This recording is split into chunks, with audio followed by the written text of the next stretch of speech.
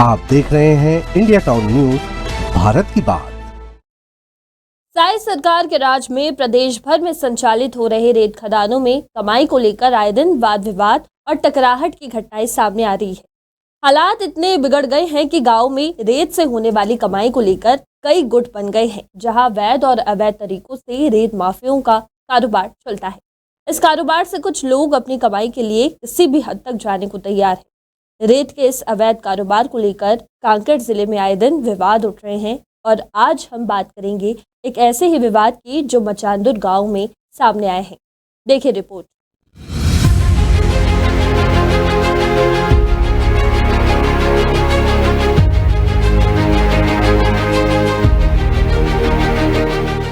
कांकेर जिले का चौराबा इलाका, जिससे रेत के कारोबार से जुड़े विवाद बढ़ते जा रहे हैं। इस बार मामला मचांदुर गांव का है, जहां रेत से होने वाली कमाई को लेकर गुटबाजी चरम पर पहुंच चुकी है। यहां तक कि यदि शासन प्रशासन ने जल्द ही कोई ठोस कदम नहीं उठाए तो किसी बड़ी अनहोनी की आशंका जताई जा रही है। मचांदुर के विवाद की शुरुआत तब हुई जब ग्राम पंचायत ने 11 माह के लिए चरामा कांग्रेस ब्लॉक अध्यक्ष को रेत खदान का आवंटन किया था, लेकिन इस समय के दौरान खदान से कोई रेत का उत्खनन नहीं किया गया। इसके बाद ग्राम पंचायत ने गांव के एक युवक को ये खदान आवंटित कर दी, जिससे गांव के बेरोजगारों को रोजगार मिल रहा था। लेकिन जैसे ही इस मामले में कांग्रेस के नेता ने शिकायत की, विवाद गहरा गया। कांग्रेस के नेता का आरोप था कि ग्राम पंचायत ने उनका खदान आवंटन बिना कारण के निरस्त कर दिया है और बाहरी ठेकेदार को ये दे दिया है। साथ ही उन्होंने ये भी आरोप लगाया कि ग्राम पंचायत के तहत खदान से रेत उत्खनन किया जा रहा है और उनकी निजी जमीन पर कच्ची सड़क का निर्माण कर रेत का परिवहन किया जा रहा है।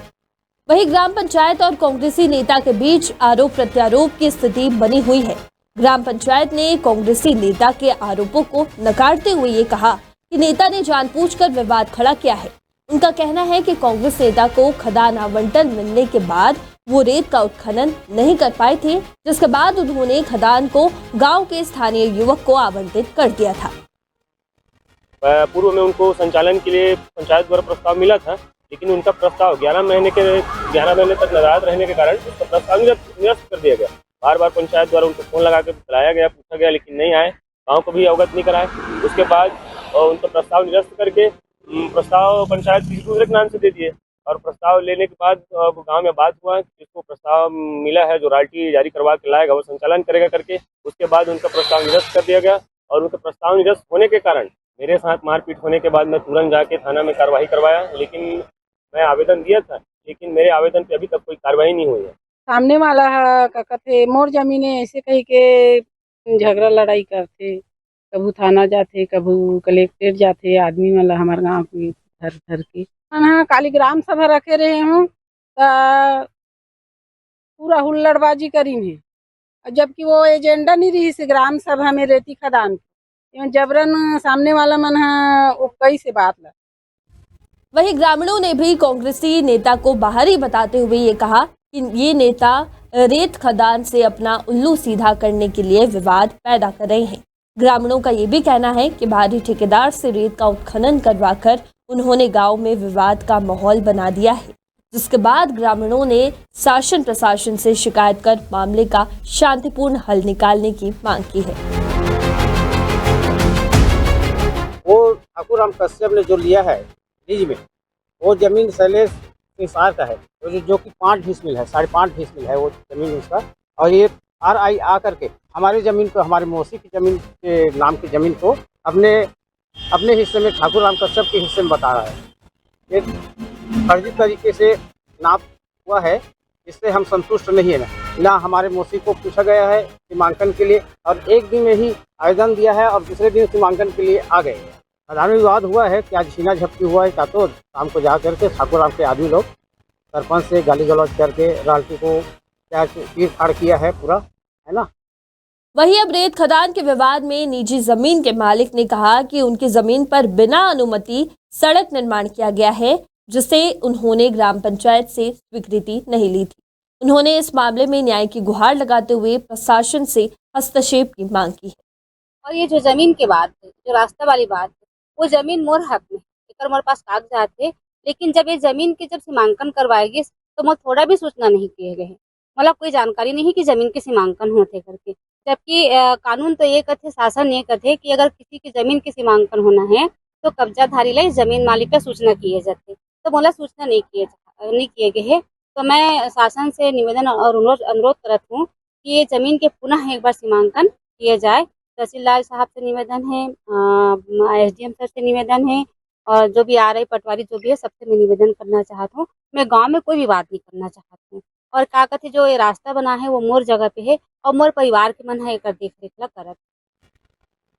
इस पूरे मामले में कांग्रेसी नेता ने ग्राम पंचायत के आरोपों को झूठा करार देते हुए ये कहा कि पूर्व में रेत खदान उनका था, लेकिन कुछ स्थानीय लोगों ने षड्यंत्र करते हुए ये खदान उनसे छीन लिया और बाहरी ठेकेदार को दे दिया है। साथ ही उन्होंने ये भी आरोप लगाया है कि उनकी निजी जमीन पर बिना अनुमति के कच्ची सड़क बना दी गई, जिससे रेत का परिवहन किया जा रहा है। जितने भी कागजी कार्रवाई है वो मेरे द्वारा हुआ, और जो पैसा इन्वेस्ट हुआ, जो प्रक्रिया और प्रोसीजर है वो मैंने कराया। बाद में सरपंच ग्राम पंचायत भरीटोला द्वारा की दूसरे ठेकेदार को रजिस्ट्री किया और फिर बाद उन्हीं के माध्यम से उनको दे दिया गया।